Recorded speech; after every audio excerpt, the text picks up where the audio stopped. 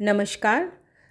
अपनी last class में मैंने आपके साथ नया सामाजिक विचारक डीपी मुखर्जी शुरू किया था, जिसका मैं परंपराओं का द्वंद्व आपको बता रही थी।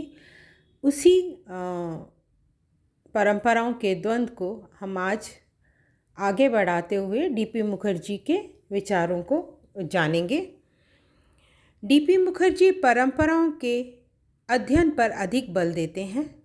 भारतीय परंपराओं के अध्ययन को मुखर्जी भारतीय समाजशास्त्री का प्रथम कर्तव्य मानते हैं तथा इसमें होने वाले परिवर्तन की व्याख्या के लिए आर्थिक शक्तियों के प्रभाव को ज्ञात करने पर प्रकाश डालते हैं।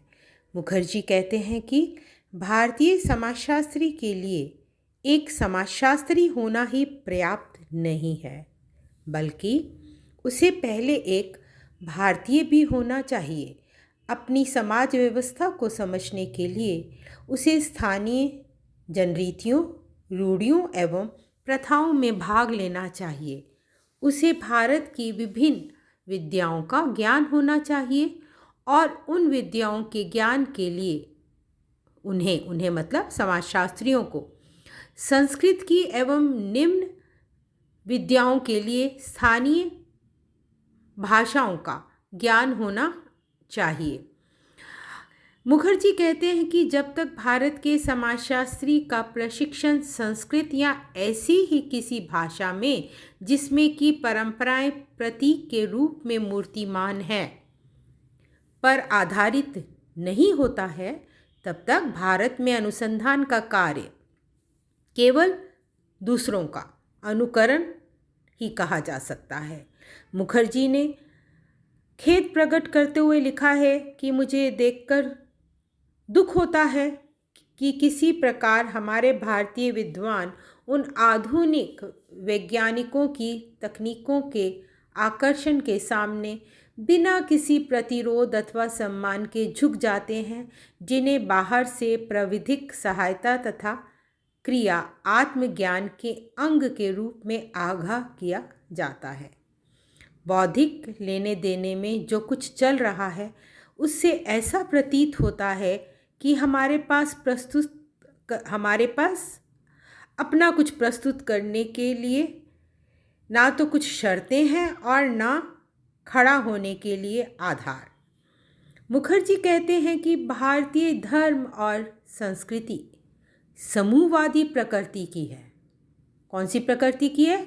समूहवादी प्रकृति की है, जिसमें समूह को ना कि व्यक्ति को इकाई माना है। भारत की समाज व्यवस्था में व्यक्ति की क्रियाओं को नहीं बल्कि समूह की क्रियाओं को, जैसे मत, संप्रदाय, जाति आदि की क्रियाओं को महत्वपूर्ण माना गया है। अतः हम समूह की परंपराओं में भाग नहीं ले सकते। परंपरा ही भारतीय समाजशास्त्र के लिए अध्ययन का केंद्र बिंदु होना चाहिए और परंपराओं का अध्ययन अवैज्ञानिक नहीं होना चाहिए। मुखर्जी अनुसार संस्कृत साहित्य में ब्राह्मणों को परंपराओं का संरक्षक माना गया है। वे मतलब ब्राह्मण परंपरा की पवित्रता को सही उदाहरण व पवित्र पुस्तकों के माध्यम से बनाए रखते हैं। वे सामाजिक संरचना को परंपरा के रूप में बनाए रखते हैं।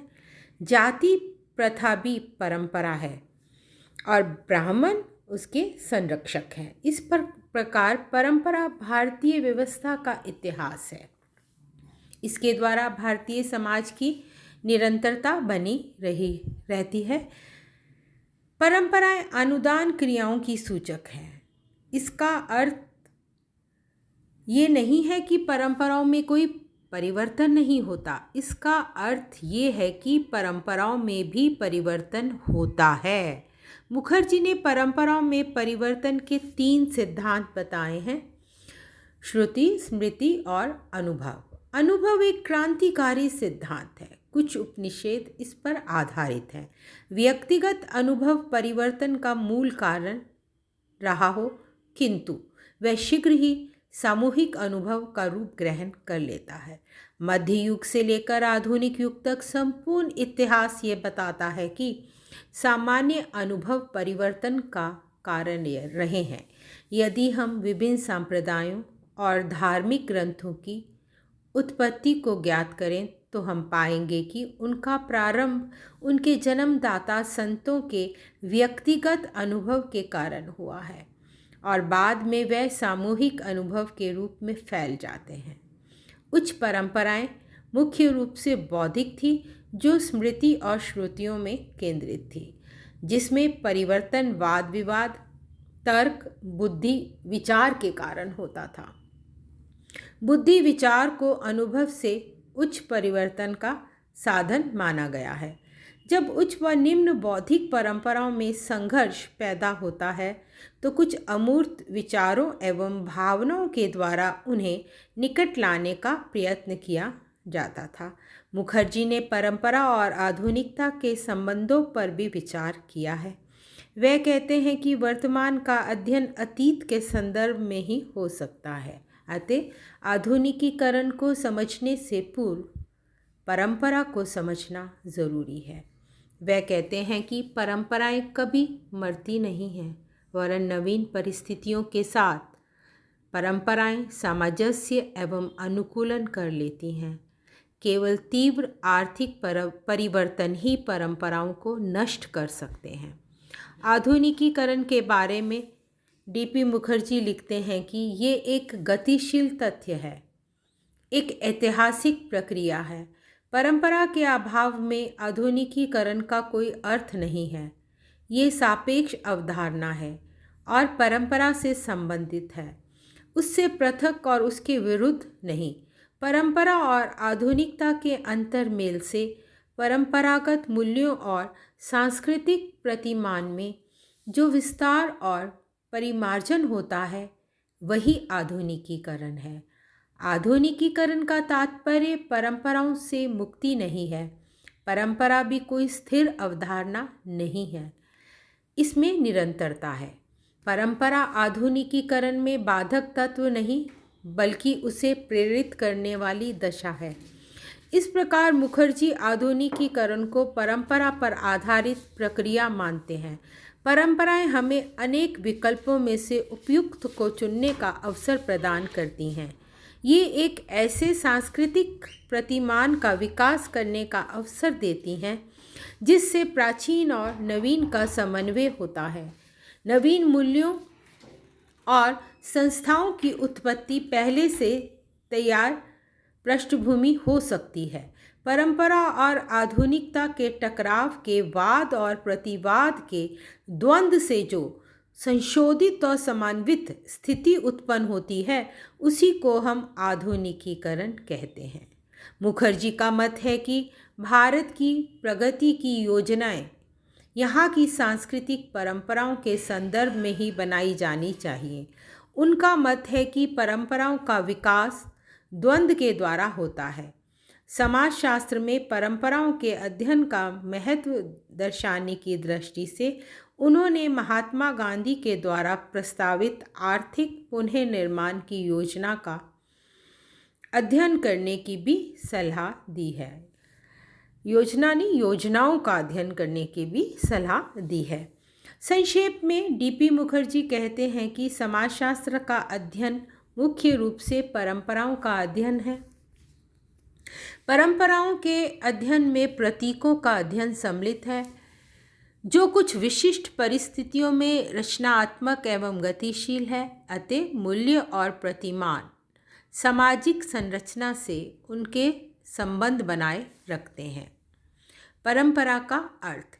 डीपी मुखर्जी ने अपने अध्यक्षीय भाषण एवं लेख Indian tradition and social change, जो इनका लेख है, जो उनकी पुस्तक में बाद में डाइवर्सिटीज़ में प्रकाशित हुआ था, में परंपरा के विभिन्न पहलुओं पर प्रकाश डालते हुए लिखा है कि परंपरा शब्द का शाब्दिक अर्थ, उत्पत्ति व परिभाषा उन्होंने ऐतिहासिक दृष्टि से दी है। अपने इस लेख में उन्होंने ऐतिहासिक दृष्टि से दी है। मुखर्जी के अनुसार परंपरा से तात्पर्य हस्तांतरण करना, कीमती वस्तुओं को सुरक्षित रखना, उत्तराधिकार व इतिहास आदि से है। डीपी ने लिखा है कि लोग परंपरा का आदर सम्मान करते हैं, परंपराओं का आदर सम्मान करते हैं और इनका समाज में, इनका मतलब परंपरा का समाज में लंबे समय से प्रचलन रहा होता है। परंपराएं भारतीय समाज व्यवस्था का इतिहास होती हैं, जिनके द्वारा भारतीय समाज की निरंतरता बनी रहती है। परंपराएं समाज में संतुलन, दृढ़ता बनाए रखती हैं। इस प्रकार परंपराएं उन स्रोतों से उत्पन्न होती हैं जिनके पीछे ऋषियों की कल्पना की गई है। परंपराएं अनुदान क्रियाओं की सूचक होती हैं। अब मैं आपको परंपराओं की विशेषताएं बताने जा रही हूँ, जिनकी चर्चा मैंने संक्षेप में पहले भी की थी। एक बार पुनः आपको जल्दी से परंपराओं की विशेषताएं बताती हूँ। मुखर्जी ने परंपरा के अर्थ को उनकी विभिन्न विशेषताओं पर प्रकाश डालकर भी स्पष्ट किया है। आपने लिखा है कि परंपरा में विरोध करने व सीखने की महान शक्ति होती है। परंपराएं समाज में संतुलन, दृढ़ता व संगठन को बनाए रखती हैं। परंपराएं कभी मरती नहीं हैं। परंपराओं में अनुकूलन एवं सामंजस्य करने का गुण निहित होता है, इसीलिए ये नवीन परिस्थितियों के साथ अपने आप को ढाल लेती हैं। परंपराओं में निरंतरता का गुण निहित होता है। इसका अर्थ है कि एक व्यक्ति से दूसरे व्यक्ति, एक स्थान से दूसरे स्थान और एक पीढ़ी से दूसरी पीढ़ी को परंपराएं हस्तांतरित होती हैं। इसीलिए मुखर्जी लिखते हैं कि परंपरा कोई स्थिर वस्तु नहीं है, ये गतिशील होती है। परंपराओं की क्षमता के गुण पर प्रकाश डालते हुए मुखर्जी ने लिखा है कि परंपराओं में अवरोध और समावेश की अपार क्षमता पाई जाती है। परंपरा समाज के सदस्यों को अपनी आवश्यकताओं की पूर्ति के लिए अनेक विकल्पों में से उपयुक्त विकल्प को चुनने का अवसर प्रदान करती हैं। परंपरा की एक महत्वपूर्ण विशेषता द्वंद्ववाद के संदर्भ में बताते हुए आप लिखते हैं कि परंपराओं में प्राचीन और नवीन का समन्वय मिलता है। आपने कहा है कि परंपराएं कभी नष्ट नहीं होती, ये तभी नष्ट होती हैं जब समाज में परंपरा विरोधी आर्थिक परिवर्तन होता है। आपने ये भी बताया है कि समाजशास्त्री परंपरा की शक्ति का मूल्यांकन कर सकता है। जो परंपरा जितनी अधिक विरोधों का सामना करती है, अनुकूलन करती है, पीढ़ी दर पीढ़ी बनी रहती है, वह परंपरा उतनी ही शक्तिशाली होती है। धन्यवाद। इसी लेसन को हम अपने नेक्स्ट क्लास में भी कंटिन्यू करेंगे।